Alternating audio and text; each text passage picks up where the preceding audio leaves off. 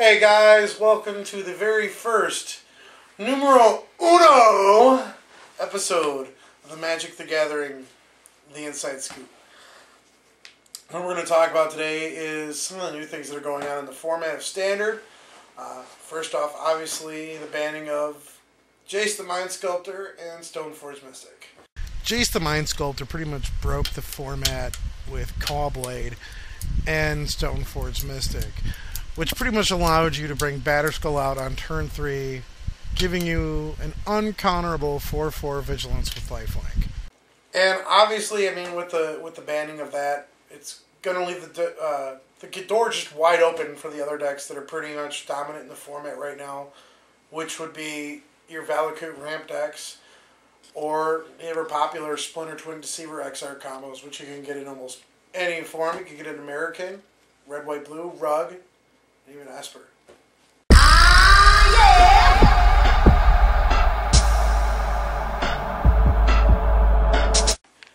Other than that, the other great cards that are going to be returning in the M11 or M12 format, rather, you got Day of Judgment, which is coming back. We're going to have all new Planeswalkers other than the base set. No more Johnny Goldmane. No more Liliana Vess. What's coming back, though, for white, we have Gideon. Gideon is coming back. Gideon is so good. And the cards that they're going to have are going to be coming in the format are just going to support him even more. Tumble Magnet. I mean, come on. We're going to be blowing up creatures all day long. Also, of course, Day is coming back. Day of Judgment, rather than Wrath of God, is going to be coming back in the format. Other cards are going to be coming back in. We got the Black Planeswalker, Soren Markov. It's going to be coming back. Acidic Slime, Elvish Archdruid, Mana Leak. Some of the basic standards that are going to be coming back. Another new card that's going to be coming, well, old card that's going to be coming back in the format. Rites of Flourishing. Can we say Turbo Fog coming back? Please, Wizards, please reprint Howling Mine. Because, I don't know about you guys, but I'm seeing Turbo Fog coming back as soon as they reprint Rites of Flourishing. Coming back in the format, like I said, is Grim Lavamancer.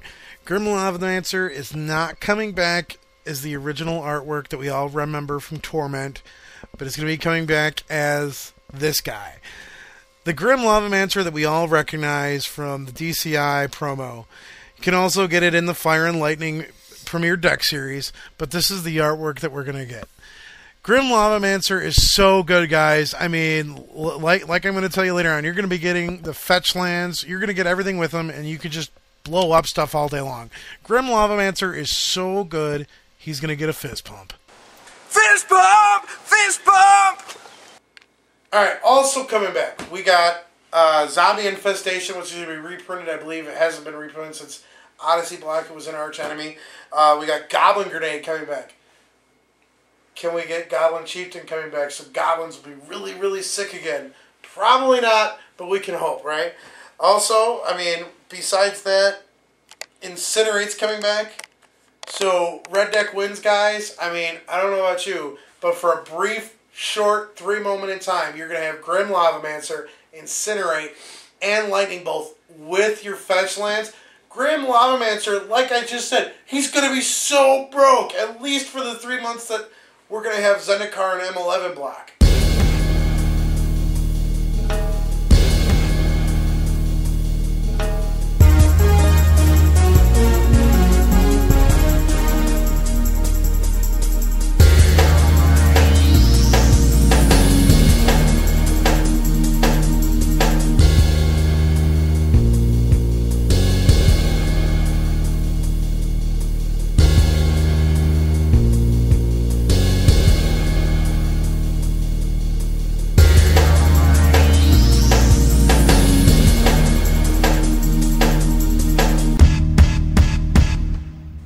Another new card that's coming in, Dungrove Elder, which is going to be bringing in a new mechanic, Hexproof.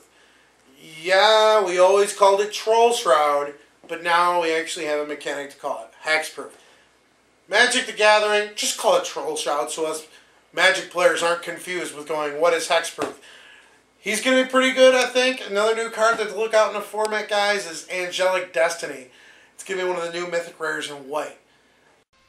Now I'm going to do a segment here where we're going to interview a few Magic players, both new and old. get their opinion on the new Wizards of the Coast game, Duel of the Planeswalkers 2012.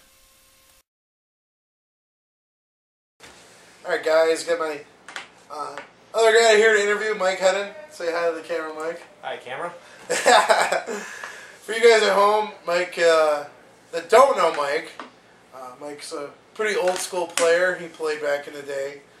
And living with him and the other guys, he's kind of caught Duel of the Planeswalkers. So, Mike, I just want you to really kind of, as being from an old school player perspective, how do you think Duel of the Planeswalkers 2012 is going to, affect the game, and is it going to draw a newer, based crowd into the game?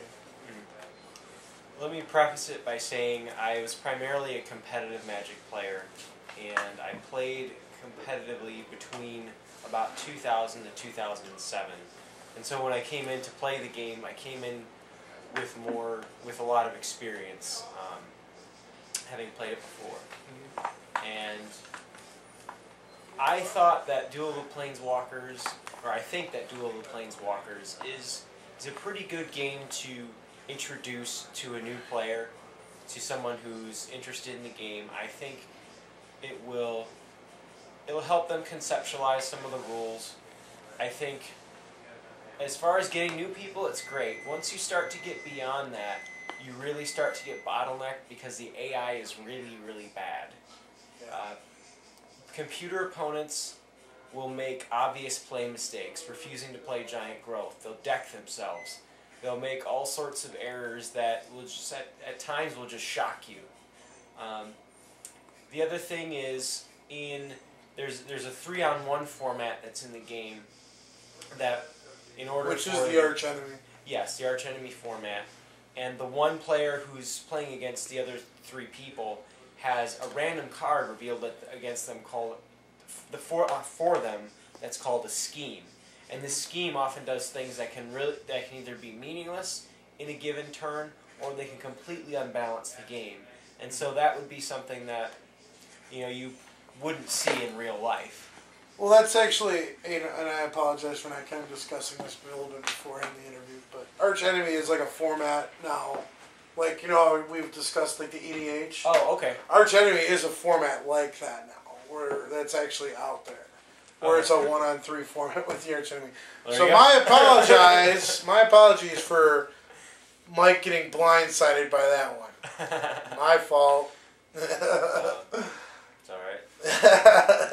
But other than that, I mean, what do you think of it? I mean, is it entertaining? I mean, even though the AI is pretty bad, I mean, I've experienced that as well, where it's, I had a guy mill himself, or I had a guy pretty much refusing the block, when I was going to swing for the game, and I was like, why are you not blocking? Yeah, it's still pretty entertaining. I mean, Magic's a fun game. Yeah. It is easy. Well, it's easy to get like the basic understanding of the game. It's hard to master. I mean, there's a reason there's a pro circuit for it. Yeah.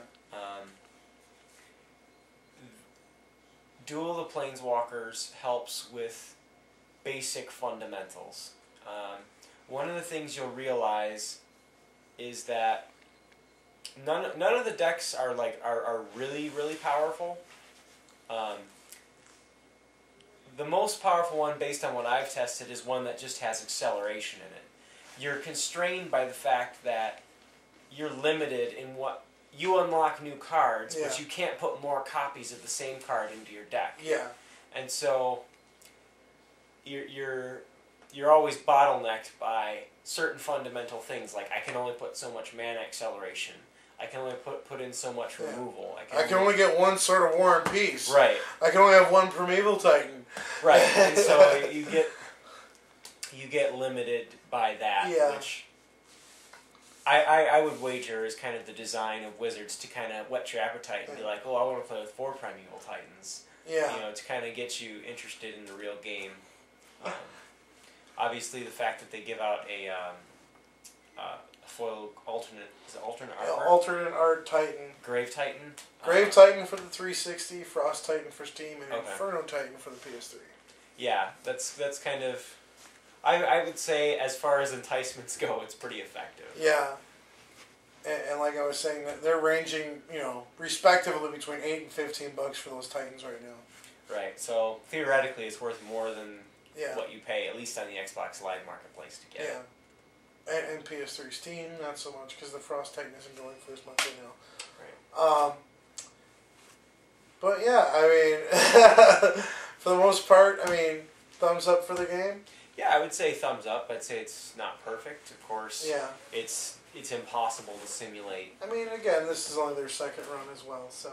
Right. I think it's a big improvement over Chandelar, for those of you who remember that back in the 90s.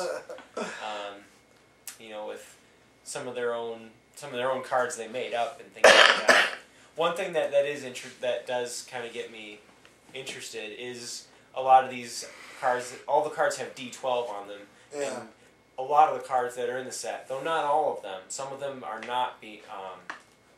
Some of them are confirmed. some of them are being reprinted in M12. Others are for the new Commander sets that just came out recently. So, which Commander, EDH, same thing. We're gonna call it whatever we're gonna call it. But I mean, they just released 5 new sets for that. And in each set, you're automatically guaranteed a Soul Ring and a Lightning Greaves. So, man, it's kind of cool in itself. But going back to the Duel of the Planeswalkers, I mean, from what I even heard and read, there's 3 people that were just in Nagoya, Japan, on the Pro Tour that actually started because of the Duel of the Planeswalkers. Really? Yeah. That's why I was like, wow, I got to see how 2012 is going to look. So, but thank you very much, Mike. I appreciate it. No problem. All right, guys. Mike Hedden.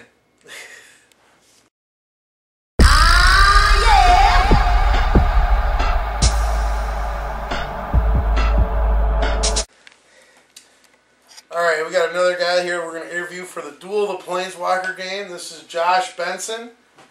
Good friend of mine, about 15, 16 years. Something like that. Now, Josh, again, has never played Magic the Gathering. I think maybe like once or twice, like way, way, way back when we were in high school. I kind of got you into it a little bit, but it never took, it never stuck to him. And, Duel of Planeswalkers comes out, and he's been playing it a little bit. Josh, just wanted to tell me what you think of the game. It's not bad.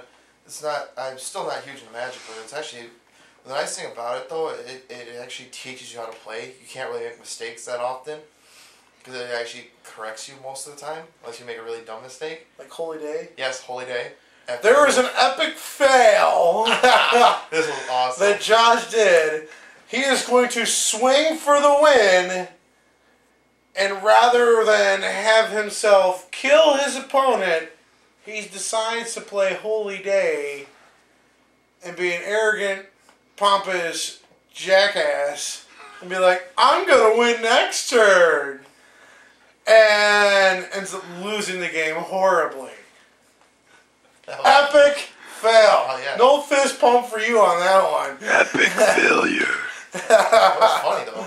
It was, but overall, I mean, what do you really think of the game? I mean, overall, for the most part, It's great for people that don't know how to play yet. Like, you're getting into the actual card game itself. It's actually a good tutorial to teach you how to play. I mean, outside of going to like a card shop and playing with people and asking questions, this will actually do the same thing for you. I mean, it doesn't really get into detail too much, like why you gotta do this, why you can't do that, but at least it'll teach you how to play. So it's worth the few dollars to pay for it. $10 for the game. yeah. And you get the free Planeswalkers. Which, Well, that's if you buy the new one, 2012, not Yeah. the old one. The Well, old one you can't get cards with. the old one was Liliana Vest Planeswalker, which we don't really care because they're not reprinting her in M12, but all the Titans will be reprinted in M12. So, Josh, thank you very much for your time. Thank you for getting in the game and getting me your Titans. So, Oh, yeah. all right.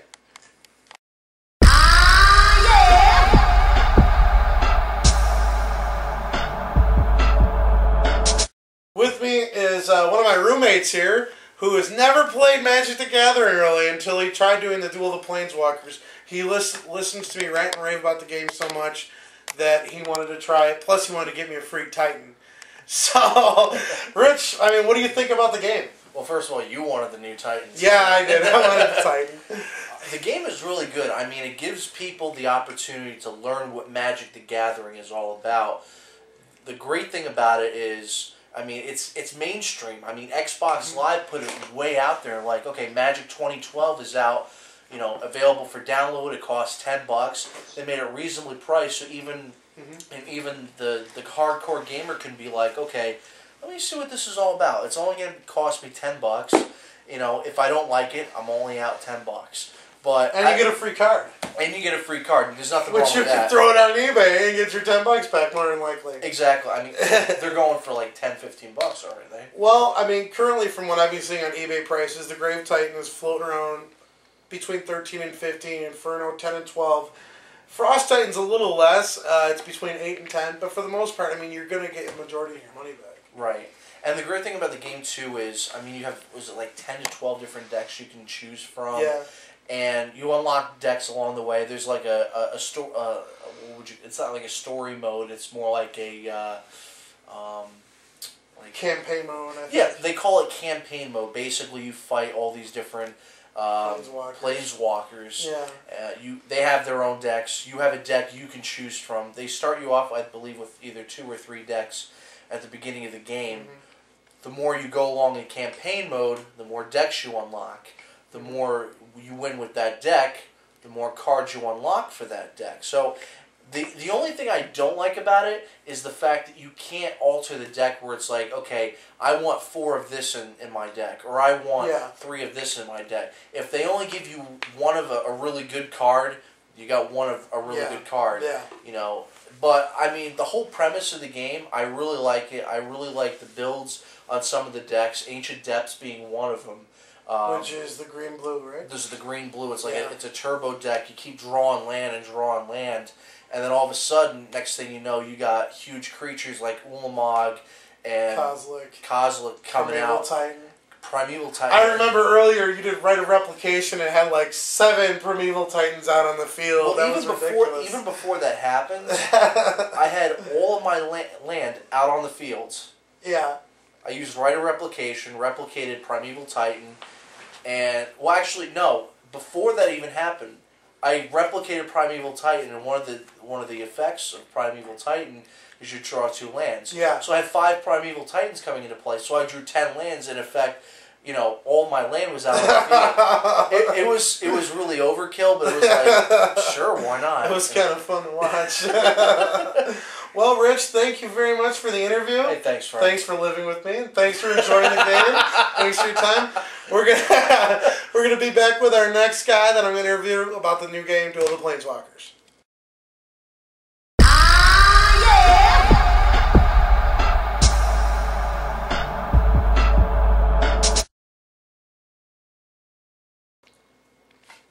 Alright guys, we're back. This is Josh Hartzell, my other roommate. He wanted to get me the Grave Titan too. He could have just loved me so good. Plus, for all of you that haven't been paying attention, he's our fist pump guy. Fist pump! Fist pump! Fist pump! Fist pump! Josh, I gotta ask you, you've never touched a Magic card in your entire life, right? That's true. That is true. And what got you into watching? What got you really into wanting to play the game? Was it more me, or was it watching Rich play, or? Well, I saw you play, yeah. Yeah, I play a lot of Magic. Yeah. It was, yeah, he got me into it. It looked like awesomeness. I like the, I don't know, I like your rests. I like the Primeval Titans. So sick. And I like his ringtone. For those of you that don't know, my ringtone is Jason Mind Sculptor by The Gathering, which is by my favorite Pro Tour player, Patrick Chapin. Patrick Chapin is the man. Patrick Chapin deserves like a major fist pump. Do it. Fist bump! Fist bump! That's right. Fist pump for Patrick Chapin. Alright. Now, I mean, in playing the game, I mean, you've never played the game before. What do you honestly, your honest opinion, I mean, is it something that you feel is good for Wizards of the Coast to do? I mean, you as being, you know, you've never really played the game. Now, you've played like a few games of Magic with Mike and me, and I think you played with Rich even as well. Yeah. Not playing Duel of the Planeswalkers, but actual physical card. Yeah. It got me into it. I enjoyed it. Okay. The one thing to remember about Magic when it comes to playing it, the Xbox game, is remember, don't listen to Rich. Don't listen to Rich Lacasio. Rich Lacasio, Rich Locomotion Picks. I guess he doesn't know what he's talking about. But really, he's actually really, really good. I think he could beat me in that game. I don't know if he could beat me in a game of Magic the Gathering, but he could probably beat me in some Duel of the Planeswalkers. Josh, thank you so much for your time, buddy. Appreciate it. Guys, this was episode numero uno of the Magic the Gathering, the Inside Scoop. Like it, subscribe, and we'll catch you next time.